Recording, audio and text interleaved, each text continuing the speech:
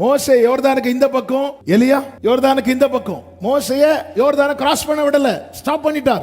மோசையின் ஊழியம் வேற, எலியாவின் ஊழியம் வேற. ஆனா இப்ப எலியாவை கொண்டு வந்து எடுக்கிறதுக்கு முன்னாடி என்ன பண்றாருன்னா, மோசைக்கு அப்புறம் யோசுவா ஜனங்கள்லாம் யோர்தானை கடந்து கில்கால் போறாங்க. எலியாவை கில்கால்ல இருந்து கொண்டு வரார். யோர்தானை அடிச்சு யோர்தானை பிளக்க வச்சு இங்கே கொண்டு வரார்.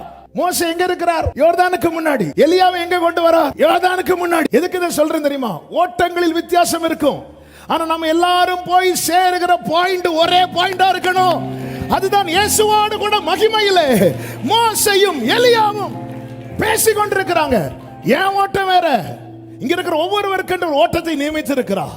சிலரை வேகமா ஓட விடுறார், சிலரை பொறுமையா நடக்க விடுறார். ஆனா இது எல்லாம் போய் எப்படி பல நதிகள் சமுத்திரத்தில் போய் சேருகிறதோ, அதே போல நாம எல்லாரும் போய் நிற்க வேண்டிய இடம் கர்த்தருடைய மகிமையா இருக்க வேண்டும்.